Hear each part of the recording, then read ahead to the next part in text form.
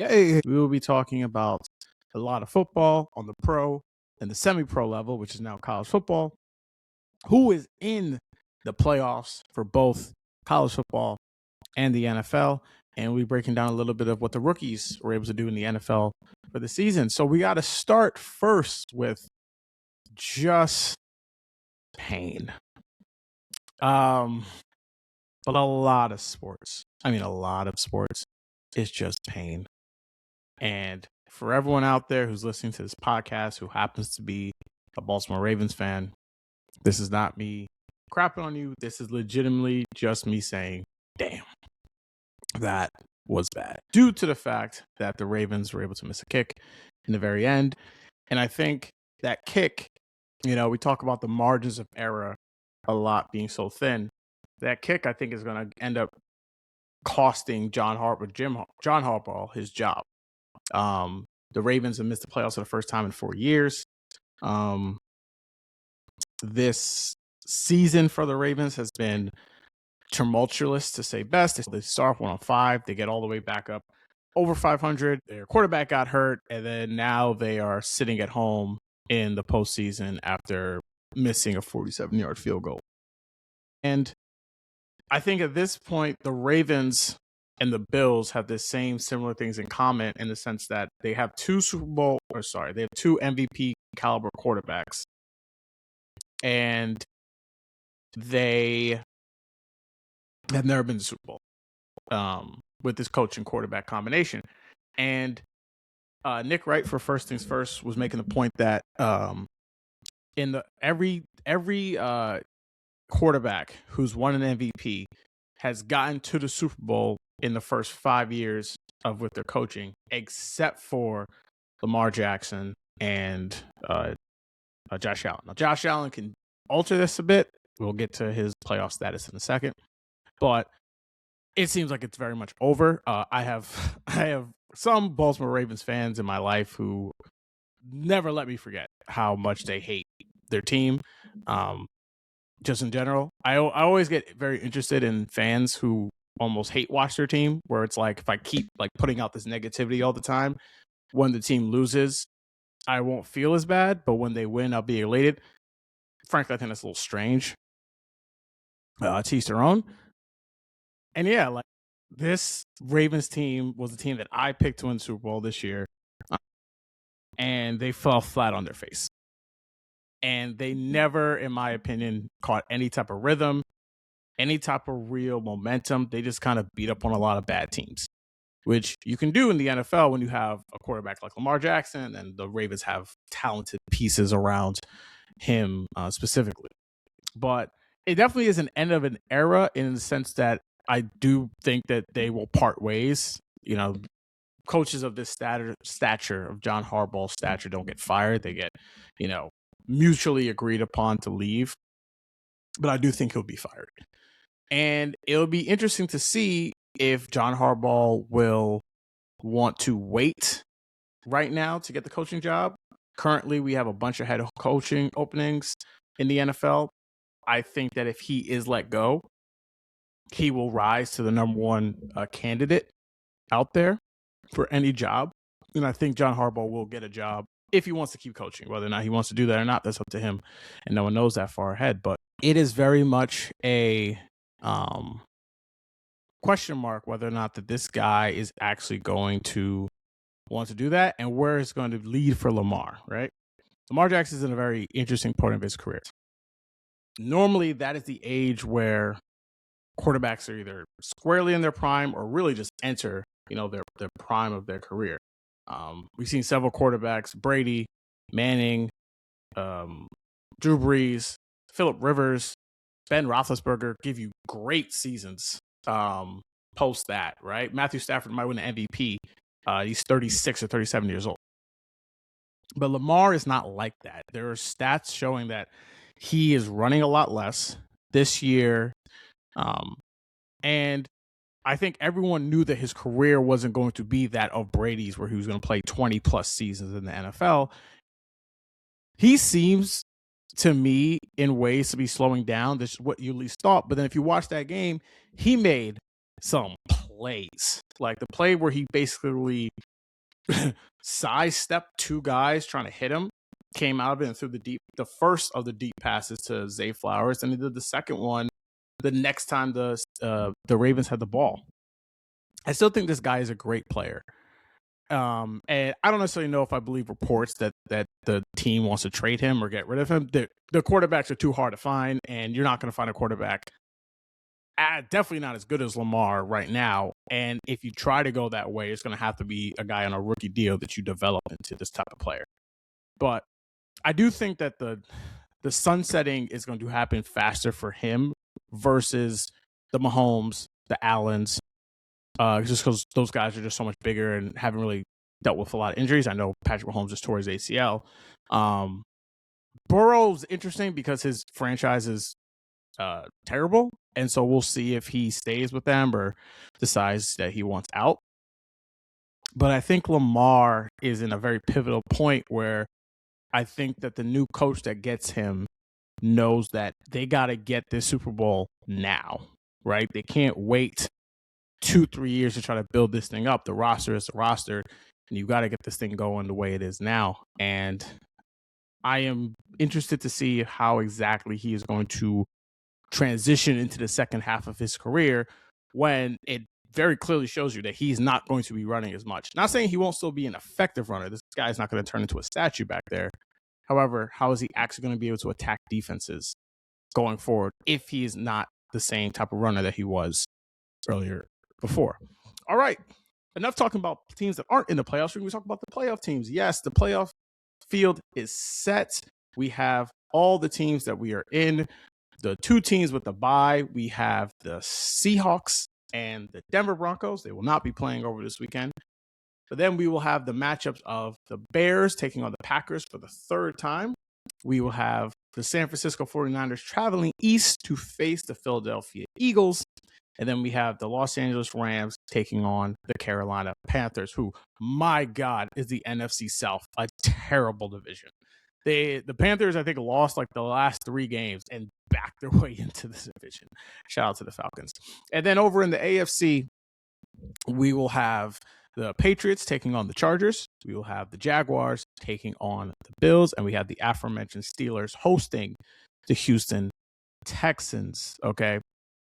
As of right now, since both of my playoffs or Super Bowl teams did not make the playoffs, so I'm doing super well on the prediction side.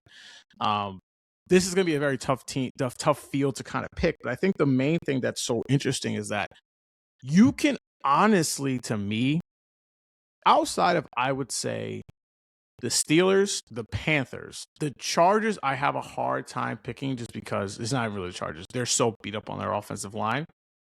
I can see any of those other teams making the Super Bowl. Like, I wouldn't be shocked if the Packers at the 7th seed made the Super Bowl.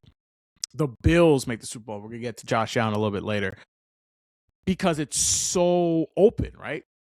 They had a stat. There's only 3 guys in the playoffs. There's only 1 guy, I think, right now in the playoffs who's actually won a Super Bowl. Sorry, 2 guys. Stafford, Jalen Hurts. The only 2 players who actually win the Super Bowl who are in this field right now. We only have 1 guy in this field who's actually won, 2 guys in this field who's actually won an MVP. Josh Allen and potentially Matthew Stafford. This field, and sorry, Aaron Rodgers as well. This field feels in a way that anyone can kind of almost get hot and seems like they can get in. And I'm curious to see how this will work for the NFL because long time speaking, the NFL has always been what they know as a shield, right? It doesn't matter who's in, who's out. We get our numbers because Americans love the violence. They love the violence of big people hitting each other really, really hard, really, really fast, over and over and over again. But you don't have the name guys in here. Mahomes is no longer in here. Aaron Rodgers is in here, but he's not the Aaron Rodgers that of old. Brady's been gone for a while. The Mannings are gone. We have a lot of new young quarterbacks that are kind of entering the postseason, maybe not for the first time, but definitely for the first time where you think that they can really advance. Like, I think for Jacksonville, particularly, if you're looking at someone like Trevor Lawrence, why can't they get to the AFC Championship game or get to the Super Bowl, right? I think overall their team is better than the Bills. They're playing at home. And if they're able to beat them, they have a path to be able to get to Super Bowl, especially if New England is knocked out. You'll then have a second home game, and then maybe you would have to go to Denver, a place where you already won this season. So this is a fascinating group of teams that we have in here. And for me, I think coming out the AFC, I can't pick the Bills. I think a lot of people who want the Bills to win because they want Josh Allen to kind of have his moment, and he's kind of in this field. I do not believe in their run defense. One of the biggest things that I know about football, it's very simple. Sometimes these games are a lot simpler than we try to make it. It is about the ability to go after your quarterback, and it's about your ability to protect your quarterback. And the biggest thing as well is about your ability to run and stop the run. The Bills can't stop the run at all. And if they get a matchup, again, they're facing the Jaguars, where they just don't have the ball. It doesn't matter how good Josh Allen is. You need the ball to score. And if you don't have the ball, you can't really do too much with it. So out of the AFC, this is going to be crazy because I'm not loving any of these picks, but I'm going to take the Jaguars. I'm taking the Jaguars simply because I think that they have a good enough quarterback to get it done. I think Liam Cohen and Trevor Lawrence have worked matches together. I think they have an opportunistic enough defense. The defense, I don't know if they still lead the league in takeaways, but they were leading the league in takeaways for a while. And I think that's going to be the team that's going to be able to get it done with long locks being Trevor Lawrence. And out of the NFC, which I think has a lot more of the veteran quarterbacks when it looks at Sam Darnold, Stafford, Jalen Hurts is kind of in that space now. Brock Purdy has been in the league for a while now. Has been to the Super Bowl. I think the 49ers are going to get there. I think the 49ers are going to get there in a year where I feel like no one thought that they were going to be very good. They had a lot of injuries, both sides of the ball, on offense and defense. But I do not love the way the Eagles have been playing. And the fact that their two biggest competition, I believe, are teams that they've already played multiple times in the in the Rams and in the Seahawks. I think that bodes well for them and their chances. I know they're going to be on the road for probably all of it, but I do think that the Niners are going to get to Super Bowl, and we will have one of the oddest Super Bowls I think we would ever have in a while, which would be the 49ers versus the Jacksonville Jaguars. Okay, sliding on over to another set of playoffs, we will be talking about the college football playoffs. So as I was off the last couple of weeks, we've had a lot of big discussions about the college football playoff in here. And it goes back to my original thought that greed has really turned this thing into a bad product per se, because the idea that we watched those 12 games or the first 4 games, which frankly, they were all bad. Maybe you can argue Oklahoma versus Alabama was like somewhat entertaining. The rest of those games were bad. And the idea that we now need to expand the playoffs is now even more Looney Tune after what we just saw happen 2 weeks ago, right? This past week, you can argue was probably a more of an even product, which makes more sense of having maybe a potential 18 playoffs. But the thing that came across so stark is that everything that you knew about college football is dead. It's all dead. The idea of having a blue blood or you just see a team line up against another team, and one team is in one colors and another team is in another color, and you thinking the team in the more traditional color is going to beat that other team is dead. Because what happened between Alabama and Indiana was embarrassing. Them boys got whooped. I've never seen since the Saban time, so this is 2007, 2008 to now, them boys quit in a playoff game and against a team that literally no one alive has ever seen be good. Literally no one. Indiana is literally historically, I think winning percentage wise, the worst college football team in the history of Division I football. And they beat the crap out of the last remaining dynasty. So it goes to show you is, one, how much money is important to people and how things can change that. And two, the logos on them helmets don't mean anything anymore, you know? you need to get the players and have the coach to be able to go in there and get the stuff done, right?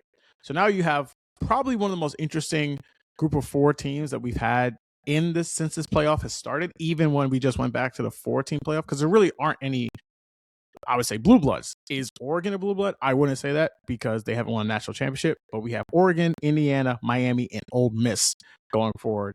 And Miami won that national championship back in like the late 80s, okay? It was a long, long time ago. So now you have a sense of what college football is going to be now, in that it is just such a wild, wild west that anyone can go ahead and be good.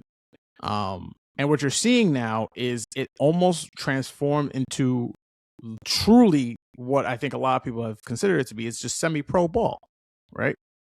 Front Office Sports is a good follow on Instagram and Twitter and the places like that. They just reported that Texas Tech is just getting another quarterback. I believe his name is Brandon Moore.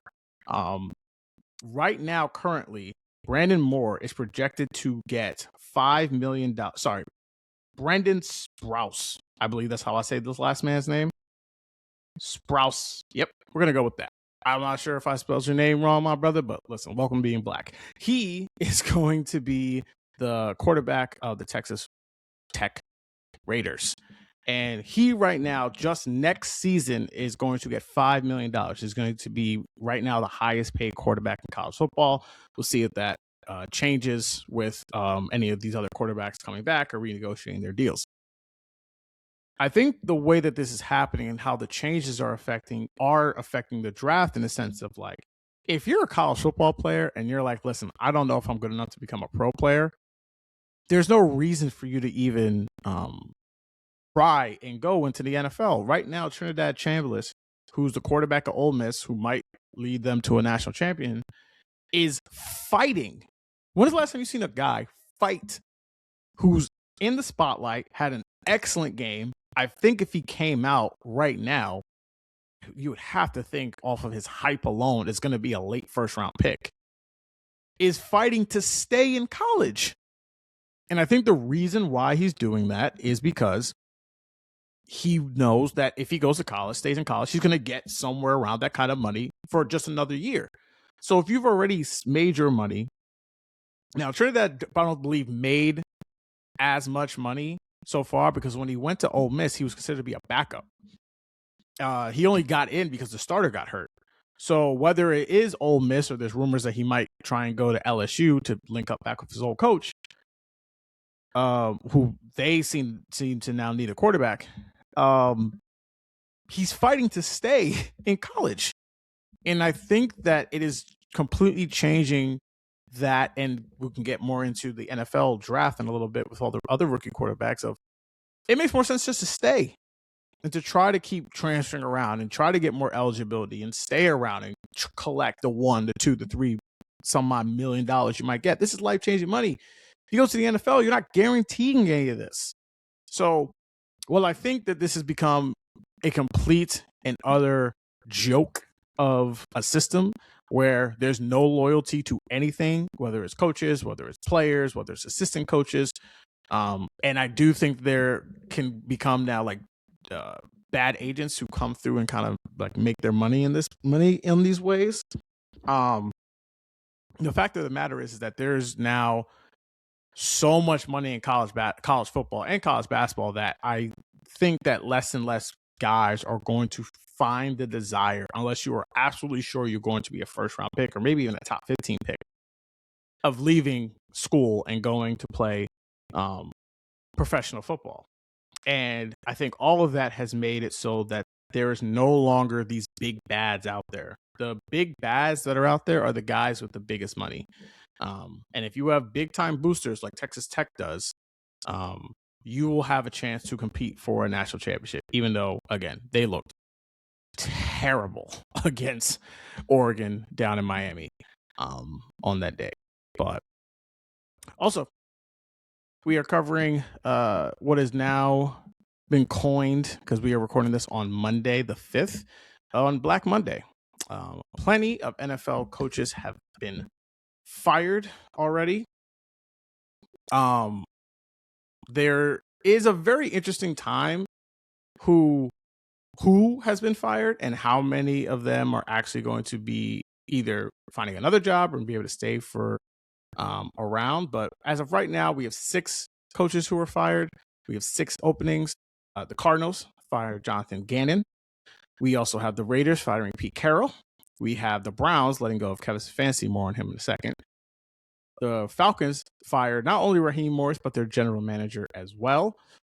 And we had the Giants firing Brian Daboll, but that happened earlier in the year, along with Brian Callahan, who was also fired early in the year by the Texans. The level of openings isn't surprising. There's always around this amount of openings that happen every year. And I remember Adam Schefter always saying there's always a surprise one, like a guy you don't really expect. And I think the surprise one might happen a little bit later, whether it's John Harbaugh, or I can also see maybe a conversation of if the Steelers lose, how they lose, whether or not Tomlin would be wanted back, which I don't think it would surprise anyone per se, but I think a lot of people would be a little intrigued by that decision being levied down. But it's always a day where people have all their coaches being fired, but oddly, there doesn't seem to be that many like coaches that people really want. I think as of right now, the best coach that is available who people would want to hire is oddly Stefanski. Kevin Stefanski had not a great record with the Browns. Overall, he was 45-56. He was 5-12 this season. But he won Coach of the Year twice with the Browns. He won 11 games twice with the Browns, and he even won them a playoff game, which hadn't happened in like decades with them. But he, I think, handled the Shedeur Sanders situation awful, and his offense was not good. Now, if you want to argue his quarterback play wasn't good, I would agree. But overall, I don't necessarily know if he was able just to handle the noise of that whole situation very well. And as of right now, again, this is right now, so these things will change going forward. He's projected to be one of the favorites to get the New York Giants job. And in my mind, I'm like, dog, you couldn't handle one quarterback situation. You go on in Cleveland, you're going to be able to handle all the quarterback issues that's going to come and just the team issues in general with the Giants, who have been as bad as the Browns have been over the last 10, 15 years. I think that coaching has become so hard in the NFL, and there's so much pressure on the coaches that has now made it so that we don't even really know who is a good coach or who's a good coaching candidate and how many other things that will transpire. And what's the best job around? Like, you could argue that the Giants job is the best job around, but at the same time, yes, you can think that they have a good quarterback in place, but, and this is going to sound morbid, you don't know how long the owner is going to be around. And I feel as if like no one wants to really talk about that, but it's like a real like discussion point, and how much chaos that can happen if you're trying to move your family to a new location and like enroll them in school, and like how much you want to deal with the idea of getting fired all the time. And so I think it's just always been a tough day in the NFL, but again, people end up getting paid at the end of the day. So it'll be interesting to see where people land and who gets what actual job going forward. If any of these guys get another chance in the NFL, I do think Pete Carroll is it's the time to be done. So I don't necessarily think he's going to be anyone that's going to want to come back or he's going to be back at all. Jonathan Gannon probably looks like he's a coordinator. You know what I'm saying? Like, I don't think anyone's like really rushing to give him another head coaching job. But again, the pool will change, I think, in the next couple of days, whether or not the Ravens do decide to let John Harbaugh go, which I do think they will do, and if the Steelers decide to move on from Mike Tomlin. Last little bit that we want to do is just do a quick recap on something that we talked about before, which was the quarterbacks, right? And we're not going to beat around the bush. We're going to start off with the most high profile of the quarterbacks this class, which was Shedeur Sanders. So I have his stats up right here for the year. and just have the conversation of how well he played during the year. Now, Andrew Berry, who is the GM of the Cleveland Browns, he is already come out and said a version of that. They don't necessarily know if their I'm paraphrasing a little bit, but if their franchise quarterback is in-house or external, right? They don't know where they're actually going to get their guy. Now, I think a lot of people forgot, don't really know. Deshaun Watson's coming back next year. He's going to be the quarterback. He's going to be on the team. I don't know if he's going to be the quarterback, but he's going to be on the team next season. And they now have already, right now, 3 quarterbacks on the roster, right? With Shedeur, Dillon Gabriel, and Deshaun Watson, with having a top 5 pick. I believe that they have the top 7 pick in the draft. Point being is they have a pretty high pick coming up this year. They're in a situation where they're better of the 2 rookie quarterbacks. He did not play well. In total, Shedeur had 8 touchdowns this year, 7 throwing, 1 rushing. He was second in the league in interceptions in only 7 games with 10. His pass rating was 68.5, which was not good. And he took 17 sacks on the season. He did not play well. I think that's like a pretty standard kind of thing to understand. Like, his QBR was very low for this year. And one of the things that I hate very much is quarterback wins as a stat. You can see it very clearly of it being him winning 3 out of those 4 games. One of those games, I believe they didn't score a touchdown with him in the game against the Bengals. And essentially the defense literally scored all the points, or majority of the points. I try to understand where people are and try to make sure that they are actually like in a place of where I can understand and see like how things go for them. I do not understand how anyone necessarily looked at this and thought that this guy was going to be the franchise quarterback. It is a tough job to be a quarterback. I think you have to deal with a lot of stuff. I think there's a lot of pressure that comes with it. I also don't necessarily think that it's good that everyone kept believing that there was some conspiracy theory behind why he wasn't playing or playing as well. And now that they have fired Stefanski and Andrew Berry seems to still be there and they're going to be hiring a new coach, there is now less likely of a chance that Shedeur is on the Browns next season than it would have been if Stefanski was still there.